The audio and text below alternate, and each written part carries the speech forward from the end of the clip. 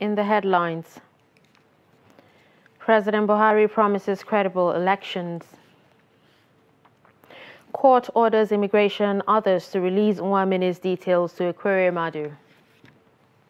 Lagos State Government to residents, BRT passengers to pay 100 naira extra from July 13. And on the foreign scene, Sweden and Finland must fulfill NATO agreement promises. Hello and welcome to Trust News Update.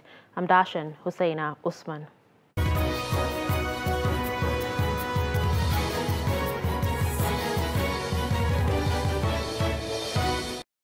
Now the news in detail.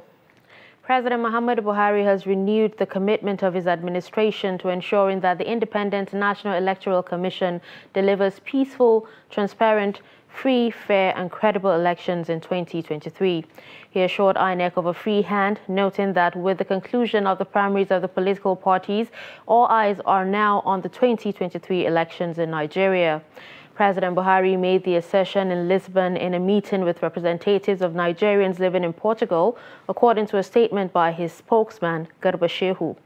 The president, who cited the last gubernatorial elections in Anambra and Ekiti states, said his administration had proven consistently its zero tolerance for interference in elections, saying Nigerians should be allowed to vote for the party and candidate of their choice. He, however, cautioned against the use of social media to insult and incite from a safe and anonymous distance.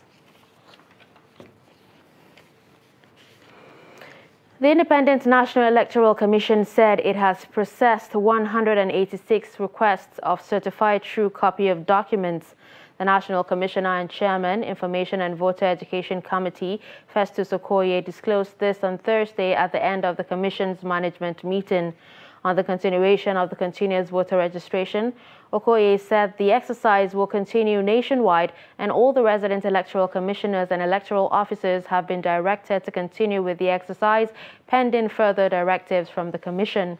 On the uploading of the list and particulars of nominated candidates, Okoye said by the timetable and schedule of activities released by the Commission, political parties that conducted valid governorship and state assembly primaries shall upload the list and personal particulars of their nominated candidates between 1st and 15th of July 2022. He urged political parties to scrutinize the list and personal particulars of the candidates they propose to sponsor at the election to avoid any mix-up and duplication of the names. He also urged the parties not to wait until the last day before uploading the list and personal particulars of their candidates. In the same vein, the Independent National Electoral Commission has charged the media to ensure professional and objective reportage of the forthcoming governorship election in Osun State.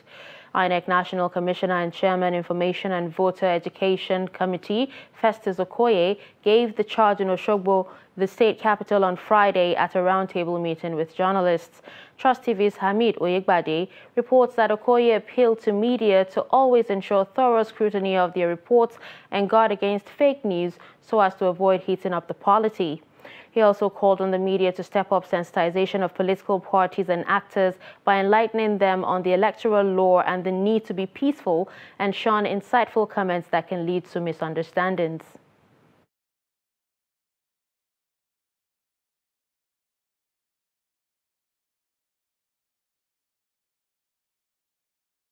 Election stands at 1,955,657. Those are the eligible voters that will vote in relation to this election. The Commission regards the Osun governorship election as critical and as fundamental because that may be the last governorship election we are going to have before we get to the 2023 general election. The Commission wants the media to take the message of free, fair, and inclusive election to the people of Osun State. This particular commission is resolved to conduct free, fair, and transparent election in Osun State. So we therefore want the media to be very, very professional and to be very, very ethical in their reportage of issues and events around the election. And the implication is that the media must have at least elementary or simple knowledge of the constitutive legal instruments that will be used for the conduct of this particular election. we have also charged the media to avoid the breaking news syndrome.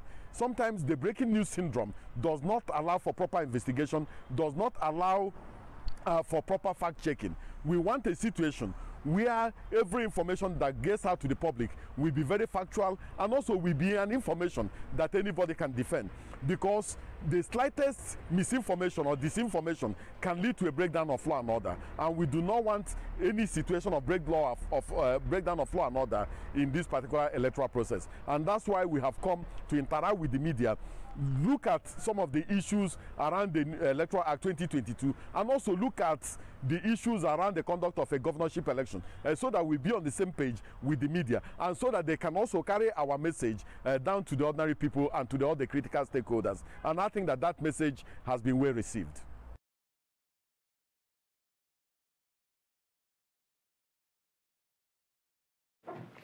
On insecurity, President Muhammadu Buhari has described Thursday's attack on Shiroro local government area of Niger State as a direct assault on Nigeria. The president said the attack will not be allowed to go unpunished, adding that the incident will not affect the battle against terrorism, as the country is united to get rid of these demons and terrorists, whom he further described as parasites. According to a statement by the presidential spokesman, Garba Shehu, he said President Buhari paid tribute to the gallant men of the security forces who lost their lives in the line of duty. The terrorists in Niger State had killed 15 soldiers and 7 policemen during an ambush. The soldiers belonging to the 45 Battalion Bida were said to be on a rescue mission when the terrorists, acting on prior information, laid siege on the way. A group of the terrorists had earlier attacked a mining site being managed by Chinese nationals at Ajata Aboki in Gormana ward of Shiroro local government area of the state.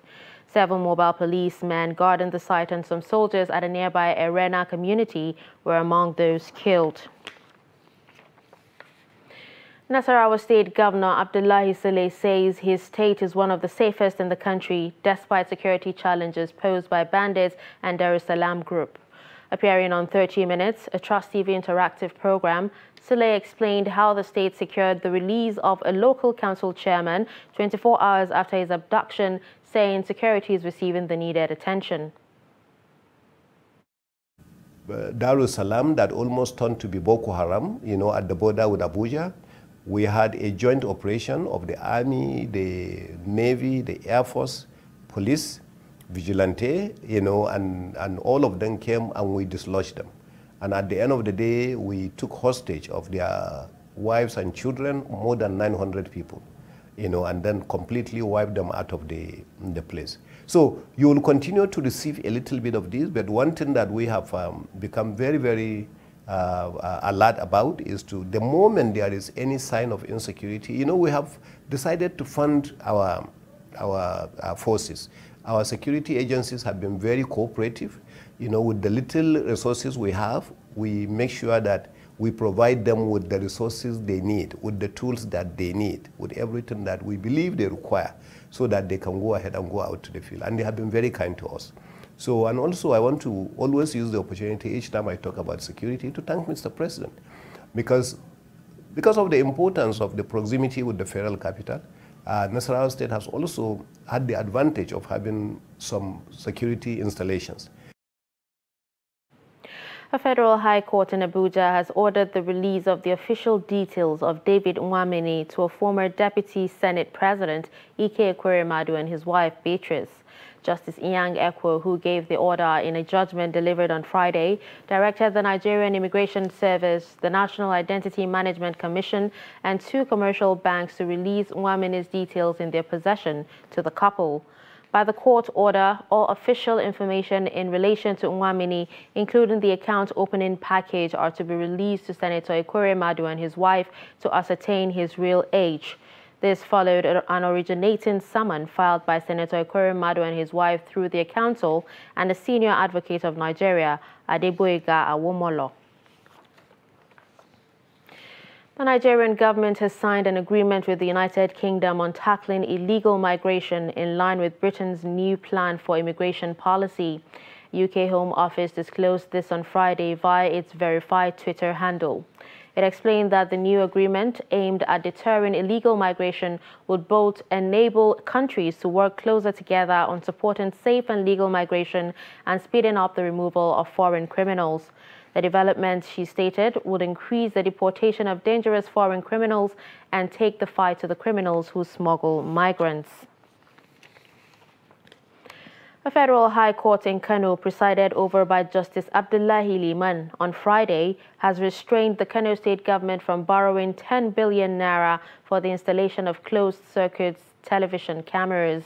A coalition of NGOs, the Kano First Forum, filed a motion ex parte dated June 27, sworn by the Director General of the association, Dr. Yusuf Isiaka Rabiu. KFF, through its council, led by Mr. Badamasi Suleiman Gandu, prayed the court to restrain Governor Abdullahi Ganduje of Kano from borrowing 10 billion naira loan. Recall the Kano State House of Assembly on June 15, 2022, had approved the governor's request to obtain the 10 billion naira loan from Access Bank. Other respondents in the suit are the Attorney General of Kano State, Commissioner of Finance Kano, and Speaker Kano State House of Assembly.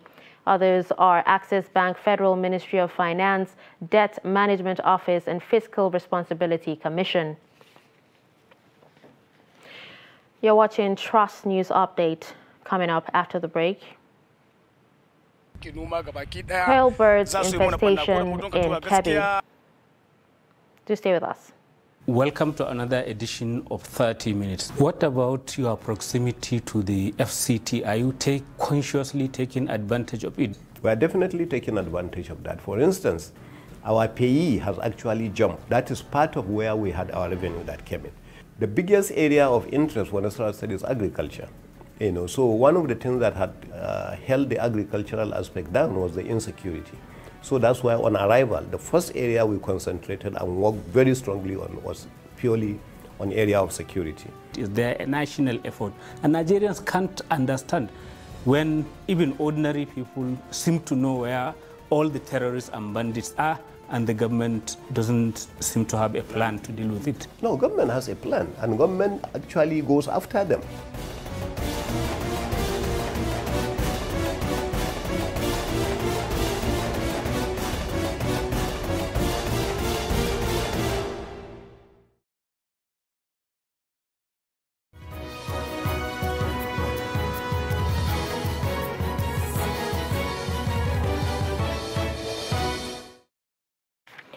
Welcome back. You're still watching Trust News Update. Let's take a look at some of our top stories. You heard that President Muhammadu Buhari promises credible elections. We also told you that court orders immigration others to release Nwamini's details to Aquarium Madu. Moving on to more news, the district head of Ungwambayan Gigi community in Bauchi Metropolis, Ibrahim Bunu, has commended or condemned the indiscriminate dumping of refuse within parts of the metropolis. He made the assertion when the Bauchi Environmental Protection Agency visited the community for awareness on the dangers of dumping refuse on major highways. Adamu Imam completes the report. The district head, who frowned at some members of the community who are not ready to comply with government directives against dumping refuse within the metropolis, warned them to desist forthwith or face the wrath of the law. It's very unfortunate. The people of our community have disappointed me, and definitely the action that the Basepa is going to be taken to them, that definitely is correct, and I am supporting it. I would not like my place to be exempted, or to be one of the dirtiest area in Bauchi town. So I'm very, very happy that Basay have come and see it, saw it here, and then they will take action very seriously to curtail, to prevent, and then stop all this act of inheritance in my community. Leader of Awala Junction area, Muhammad Abdullahi, called for the provision of waste disposal bins to enable the community handle waste appropriately. I complained to the officials that we have a challenge with proper dumping of refuse because the drum we kept for refuse collection was stolen. So I'm appealing that Basepa should help us by providing a proper waste disposal bin here at Awala Junction. because thieves will not allow the drum we used to stay. At the awareness campaign rally around the Bauchi metropolis, the Environmental Protection Agency again warned against indiscriminate dumping of refuse, saying that those caught will be dealt with according to the law. We are going to evacuate it now to safeguard the public house, but we are not going to intervene. We are not going to do that. Because if it means we have to close all the shops until we are able to find out among them from this west. In the meantime, the state lawmakers are currently working on the environmental laws which spell out sanction for defaulters. Adam Imam, Trust TV News, Bauchi. Rice farmers in Kebbi State have appealed to the state government to cull quelea birds in the Fadama area by conducting aerial spray. The birds in their thousands have invaded rice farms in the state, destroying thousands of hectares of Fadama area, a development which could lead to shortage of this year's agricultural yield. The Fadama area is the only area in Kebbi State where farmers can cultivate crops without the threat of bandit attacks. Hamza Galadima reports. Kebbi State in the recent years have made a name for itself in agricultural production, with its people engaging especially in the production of rice, sorghum and cassava, which made it popular among its peers in the country, particularly in rice production. This was made possible with an expansive Fadama area that covers hundreds of hectares from the eastern to the southern part of the state, a distance of over 400 kilometers arable Fadama area. This Fadama area is responsible for over 80% of the rice cultivated in Kebbi State. The Birni Kebbi Fadama area, part of which you can see behind me here, is one of the 3 Fadama areas in Kebbi State where hundreds of tons of rice is produced every year. But with the banditry bedeviling southern part of Kebbi State, which is also a major hub of agricultural production, and now quelea birds rampaging crops in the Fadama area, it's likely that Kebbi State or farmers in Kebbi State may not, after all, produce much food crops if care is not taken and urgent steps are not adopted by the government to curtail the menace of the quelea birds. The birds that comes every year attack crops and all other vegetations, and in the process poses a danger to the yield expected by farmers. The emergence of these birds this year prompted the Fadama farmers to appeal to the Kebbi State government for immediate measures towards checkmating the problem, putting in mind that the Fadama area is the only hope through which farmers in Kebbi State can make headway, as the other major agricultural production areas in Zuru and Yauri respectively are under the threat of armed bandits. Hence, farmers there can no longer cultivate crops in peace. The Lagos State government has announced an increase in bus rapid transit bus fares for all routes in the state. Operators of the BRT buses, the Lagos Metropolitan Area Transport Authority, announced this in a statement on Thursday. It disclosed that Governor Babajide Sanwo-Olu has approved an additional increase of 100 naira for fares across all routes, saying bus passengers will have to pay the new fares effective from July 13. Saying that the decision followed the increase in the cost of diesel and the lack of spare parts to replace damaged components of the bus. We're now being joined on phone with Babatunde Raimi, a public affairs analyst speaking to us from Lagos. Hello, Mr. Babatunde, and thank you for joining us on, news updates today. Thank you for having me.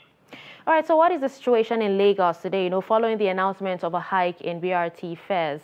The increase takes effect from July 13, but, has there been a multiplier effect on prices of other providers of transport services? That's a big yes, because, since the announcement went out, even though they said officially 13th, I'm speaking for the common man, the conductors, the person out there selling tomatoes, selling bread. Everybody's already saying they are already selling at higher prices because they are complaining about fuel, they are complaining about diesel.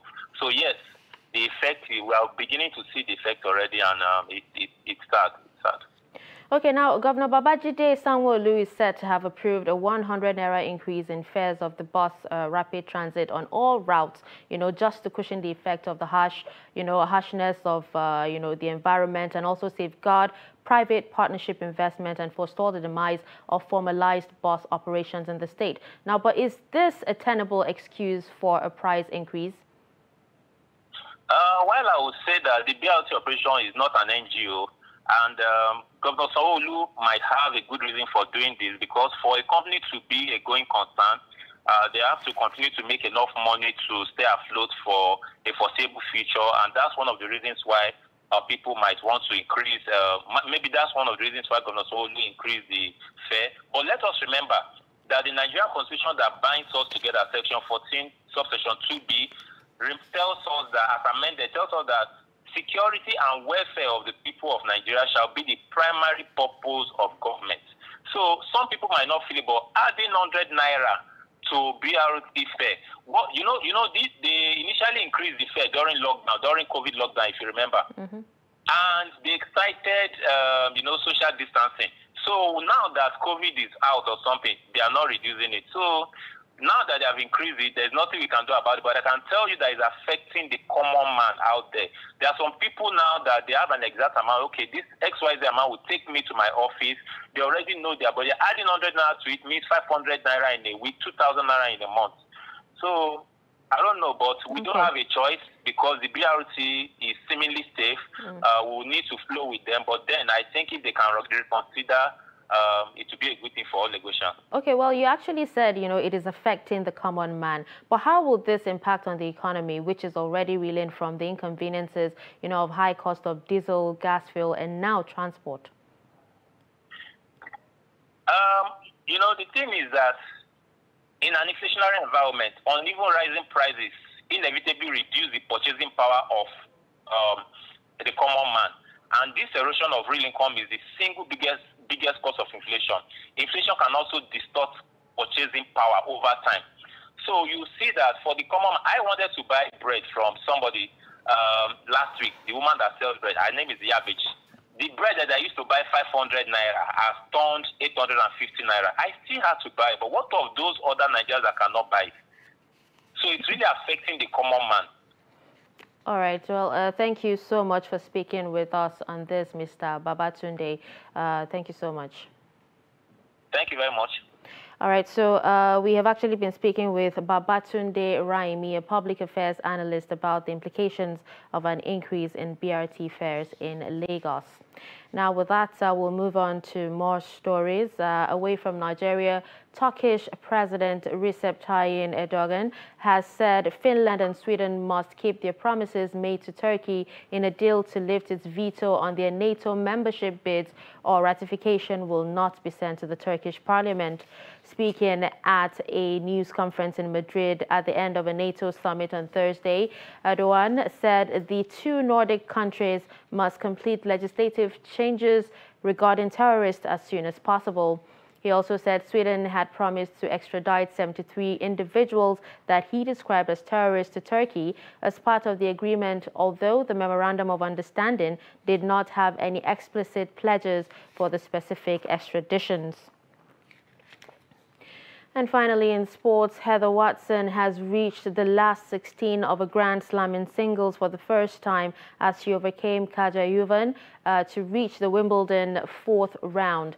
The world number 121 defeated the 21-year-old Slovenian 7-6, 8-6, 6-2.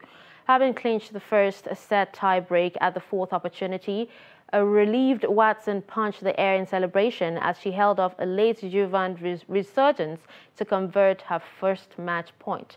Watson, 30 years, plays German Jules Namier next. Namier, the world number 97, booked her place in the fourth round with a 6-4, 3-6, 6-3 win over Ukrainian Lesia Sorenko. And with this, we've come to the end of Trust News Update. Don't forget to follow us across all our social media platforms. I'm Dashan Husseina Usman. Thanks for watching.